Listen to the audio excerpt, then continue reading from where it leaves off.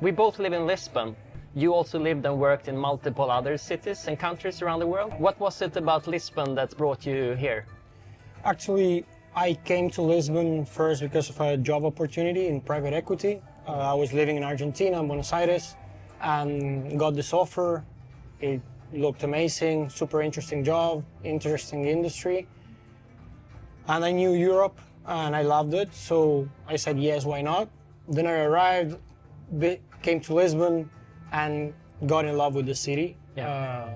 The city is amazing, weather, people here are amazing. So yeah, pretty much it was chance that brought me here, but I felt in love with the city. Okay, cool.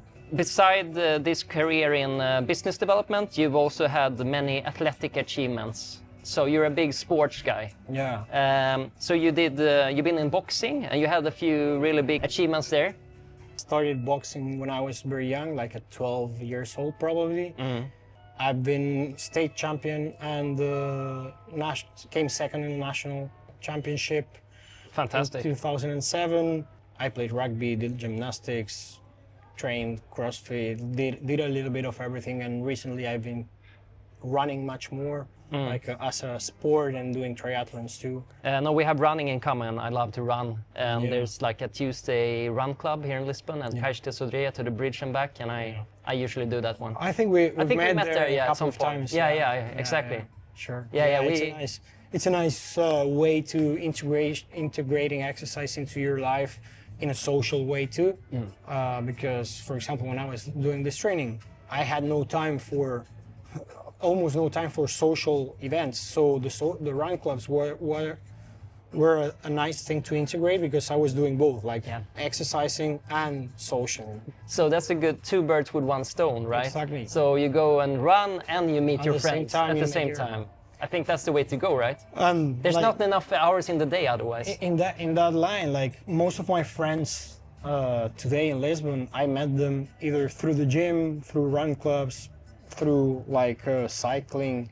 Yeah. Like obviously not all of them, but most of them. That's It's cool. been through some kind of sport. Yeah. And Lisbon has so much to offer in those ways. I Yeah, think. that's another thing that There's I a lot like here. about Lisbon, in the sense of I think most people that chose Lisbon to come and live here, in one of the reasons is because of the healthy mindset that's in the city. Yeah. And this is because of the weather, because of the nature. Yeah. So people like to go out running, like to go out surfing, kite surfing, climbing, like everything. You Yeah. have a lot of offer. And so the nice weather, even in winter, makes it more welcoming to doing all this type of Absolutely. activities. You just put on your running shoes and go outside the door and you're already... Just walking home with Lisbon, with all these hills, like you'll Yeah, make exactly. exercise. That's very true. It's very hilly. Very hilly city. Yeah, so you get a lot of free exercise on a daily basis. What's called neat, like doing exercise on your day-to-day Right. activities. Yeah, that's great. I agree. So now you're building a startup in the nutrition space and the supplement space. So it really ties into all of this. Are you taking a lot of supplements yourself, or how? Yes, I do. I consume creatine. It's great for your muscle recovery and for your brain health and longevity. It's super good for your brain other than muscles. I take magnesium for basically sleeping better and recovering better. I take omega-3 fatty acids, fish oil basically. I also take a lot of adaptogenic mushrooms like lion's mane for your brain, cordyceps for energy, reishi for relaxation and immunity. I take ashwagandha. I take A whole bunch. Yeah, a whole bunch. Yeah. On a daily basis. On a daily basis. Yeah. Yeah, okay, we're very similar here. I have a huge interest in supplements as well, and I've been taking basically that whole protocol myself. Okay. Very similar. Any other that you've experienced super good results? Well, I like these ones you just mentioned. I take sometimes turmeric after training to get inflammation down. Okay, good. All these years in business development must be very useful for you now when you're doing a startup, right? Any specific techniques or stuff that you're implementing right now in this phase of the startup that you could share about? Yeah, like basically right now I'm in the discovery and go-to-market phase, if you want. So understanding what's the needs of your potential customers. Like first, identify what you want to do, what's your purpose as a brand, as a company. Then understand where are you aiming to, and then with that purpose and direction very clear, understand what are the needs of your potential customers, understand what's the competition, what's the offer that it's already available in the market, and see how would you add more value to these potential customers. Because if you're going to launch something that is exactly the same that it's already available, if you're just interested in making a business, it might work.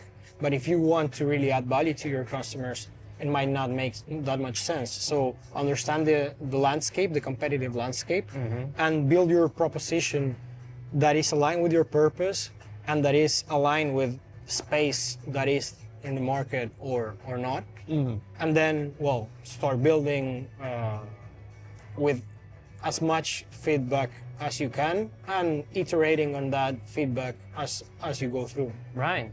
Any specific tools you use to do this kind of research? I've recently used perplexity.ai actually, and there's like a research mode, and you can tell it exactly what you're doing, and it's gonna, fetch from all these different articles and sources, and it's amazing. Yeah, well, the tool I've been using the most, and it's pretty much an obvious answer right now with the times nowadays.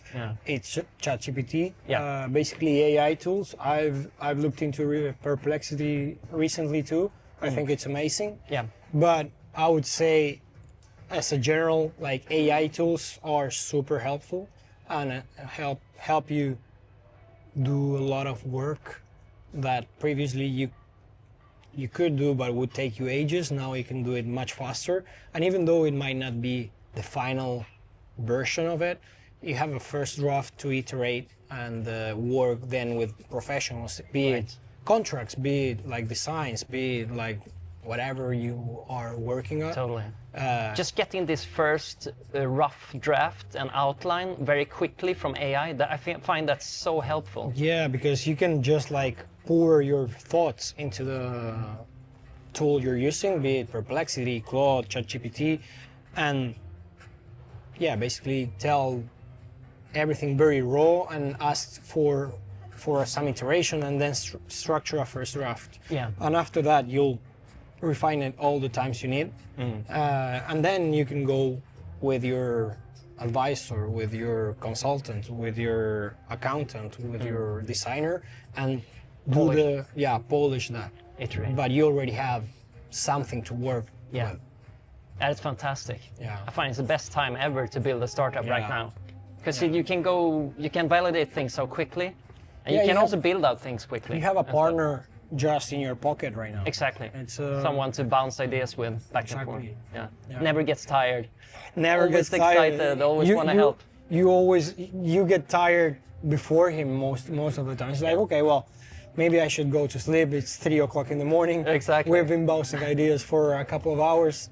It was really cool to talk to you. The same. Yeah. It was super nice. Thank you for the invitation. Cool, man.